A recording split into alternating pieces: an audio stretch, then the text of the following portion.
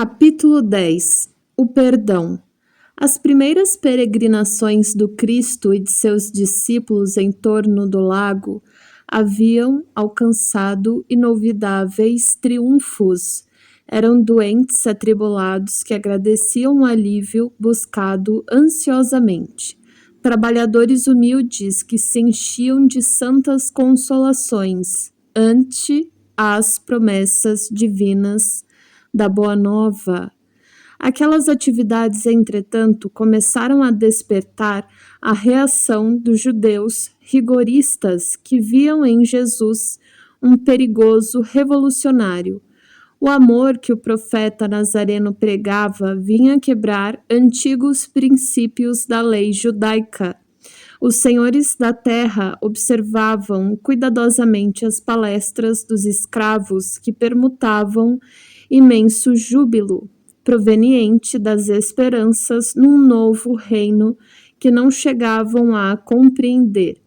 Os mais egoístas pretendiam ver no profeta generoso um conspirador vulgar que desejava levantar as iras populares contra a dominação de Herodes.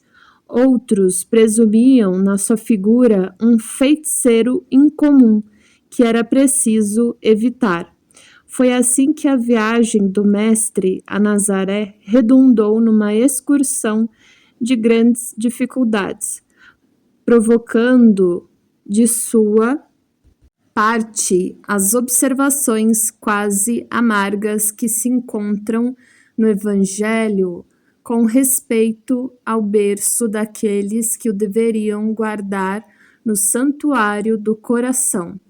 Não foram poucos os adversários de suas ideias renovadoras que o precederam na cidade minúscula, buscando neutralizar-lhe a ação por meio de falsas notícias e desmoralizá-lo, argumentando com informações mal alinhavadas de alguns nazarenos.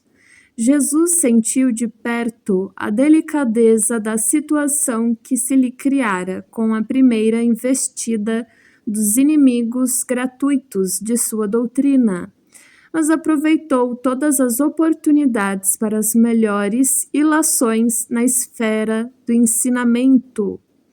No entanto, o mesmo não aconteceu a seus discípulos. Filipe e Simão Pedro chegaram a questionar seriamente com alguns senhores da região, trocando palavras ásperas em torno das edificações do Messias, as gargalhadas irônicas, as apreciações menos dignas, lhes acendiam no ânimo propósitos impulsivos de defesas apaixonadas. Não faltavam os que viam no Senhor um servo ativo do espírito do mal, um inimigo de Moisés, um assecla, adepto correligionário, partidário, de príncipes desconhecidos ou de traidores ao poder político de Antipas. Tamanhas foram as discussões em Nazaré, que os seus reflexos nocivos se faziam sentir fortemente sobre toda a comunidade dos discípulos. Pedro e André advogavam a causa do mestre com expressões incisivas e sinceras. Tiago aborrecia-se com a análise dos companheiros. Levi protestava, expressando o desejo de instituir debates públicos, de maneira a evidenciar-se a superioridade dos ensinos do Messias em confronto com os velhos textos.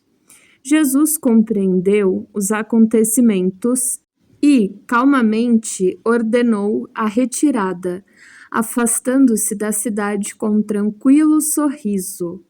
Não obstante a determinação e apesar do regresso a Cafarnaum, a maioria dos apóstolos prosseguiu em discussão, estranhando que o mestre nada fizesse, reagindo contra as envenenadas insinuações a seu respeito. Daí alguns dias, obedecendo às circunstâncias ocorrentes naquela situação, Pedro e Felipe procuraram avistar-se com o Senhor, ansiosos pela claridade dos seus ensinos.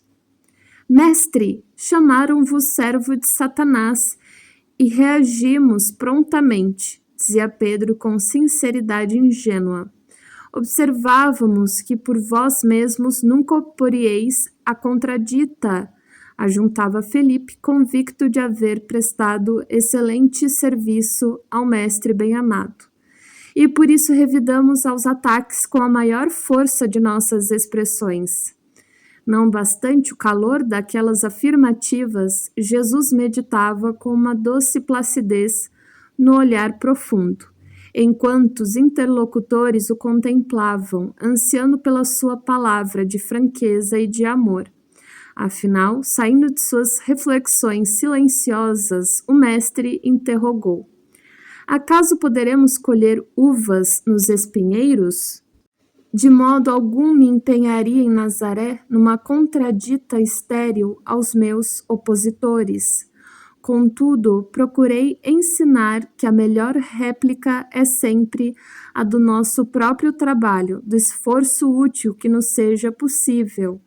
Nesse particular, não deixei de operar na minha esfera de ação, de modo a produzir resultados à nossa excursão, à cidade vizinha, tornando-a proveitosa, sem desdenhar as palavras construtivas no instante oportuno.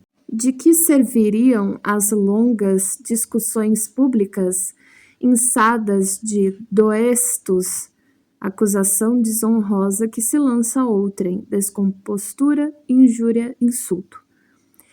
Inçadas de doestos e zombarias, ao termo de todas elas, teríamos apenas menores probabilidades para o triunfo glorioso do amor e maiores motivos para a separatividade e odiosas dissensões. Só devemos dizer aquilo que o coração pode. Testificar mediante atos sinceros, porque de outra forma as afirmações são simples ruído sonoro de uma caixa vazia. Mestre, atalhou Felipe, quase com mágoa. A verdade é que a maioria de quantos compareceram às pregações de Nazaré falava mal de vós. Não será vaidade, porém, exigirmos que toda a gente faça de nossa personalidade elevado conceito? Interrogou Jesus com energia e serenidade. Nas ilusões que as criaturas da terra inventaram para sua própria vida, nem sempre constitui bom atestado da nossa conduta o falarem todos bem de nós, indistintamente. Agradar a todos é marchar pelo caminho largo, onde estão as mentiras da convenção. Servir a Deus é tarefa que deve estar acima de tudo, e por vezes, nesse serviço divino, é natural que desagrademos aos mesquinhos interesses humanos. Felipe, sabes de algum emissário de Deus que fosse bem apreciado no seu tempo? Todos os portadores da verdade do céu são incompreendidos de seus contemporâneos. Portanto, é indispensável consideremos que o conceito justo é respeitável, mas antes dele necessitamos obter a aprovação legítima da consciência, dentro de nossa lealdade para com Deus. Mestre, obtemperou Simão Pedro, a quem as explicações da hora calavam profundamente. Nos acontecimentos mais fortes da vida, não deveremos então utilizar as palavras enérgicas e justas? Em todas as circunstâncias convém naturalmente que se diga o necessário, porém é também imprescindível que não se perca tempo, deixando transparecer que as elucidações não lhe satisfaziam plenamente, perguntou Felipe: Senhor, vossos esclarecimentos são indiscutíveis. Entretanto, preciso acrescentar que alguns dos companheiros se revelaram insuportáveis nessa viagem a Nazaré. Uns me acusaram de brigão e desordeiro, outros de mal entendedor de vossos ensinamentos. Se os próprios irmãos da comunidade apresentam essas falhas, como há de ser o futuro do Evangelho?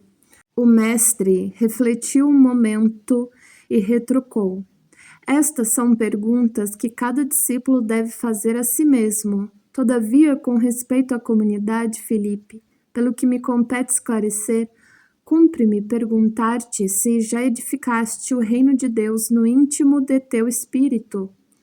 É verdade que ainda não, respondeu hesitante o apóstolo. De dentro dessa realidade, podes observar que, se o nosso colégio fosse constituído de irmãos perfeitos, teria deixado de ser irrepreensível pela adesão de um amigo que ainda não houvesse conquistado a divina edificação. Ambos os discípulos compreendiam e se punham a meditar enquanto Cristo continuava. O que é indispensável é nunca perdermos de vista o nosso próprio trabalho, sabendo perdoar com verdadeira espontaneidade de coração. Se nos labores da vida um companheiro nos parece insuportável, é possível que também algumas vezes sejamos considerados assim. Temos que perdoar os adversários, trabalhar pelo bem dos nossos inimigos, auxiliar os que zombam da nossa fé. Nesse ponto de suas afirmativas, Pedro atalhou-o, dizendo: entretanto, para perdoar, não devemos aguardar que o inimigo se arrependa? E que fazer na hipótese de um malfeitor assumir a atitude dos lobos sob a pele da ovelha? Pedro, o perdão não exclui a necessidade de vigilância, como o amor não prescinde da verdade. A paz é um patrimônio que cada coração está obrigado a defender, para bem trabalhar no serviço divino que lhe foi confiado. Se o nosso irmão se arrepende e procura o nosso auxílio fraterno, amparemo-lo com as energias que possamos despender. Mas em nenhuma circunstância cogites de saber se o teu irmão está arrependido. Esquece o mal e trabalha pelo bem. Quando ensinei que cada homem deve conciliar-se depressa com o adversário, busquei salientar que ninguém pode ir a Deus com um sentimento de odiosidade no coração. Não poderemos saber se o nosso adversário está disposto à conciliação. Todavia, podemos garantir que nada se fará sem a nossa boa vontade e pleno esquecimento dos males recebidos. Se o irmão infeliz se arrepender, estejamos sempre dispostos a ampará-lo. E a todo homem precisamos e devemos olvidar o mal. Foi quando, então, fez Pedro Simão a sua célebre pergunta: quantas vezes pecará meu irmão contra mim que lhe hei de perdoar? Será até 7 vezes? Jesus respondeu-lhe calmamente: não te digo que até 7 vezes, mas até 70 vezes 7. Daí por diante, o mestre sempre aproveitou as menores oportunidades para ensinar a necessidade do perdão recíproco entre os homens na obra sublime da redenção. Acusado de feiticeiro, servo de Satanás, de conspirador, Jesus demonstrou em todas as ocasiões o máximo de boa vontade para com os espíritos mais rasteiros de seu tempo. Sem desprezar a boa palavra no instante oportuno, trabalhou a todas as horas pela vitória do amor, com o mais alto idealismo construtivo. E no dia inesquecível do Calvário, em frente de seus perseguidores e verdugos, revelando aos homens ser indispensável a imediata conciliação entre o espírito e a harmonia da vida, foram estas as suas últimas palavras: Pai, perdoa-lhes, porque não sabem o que fazem.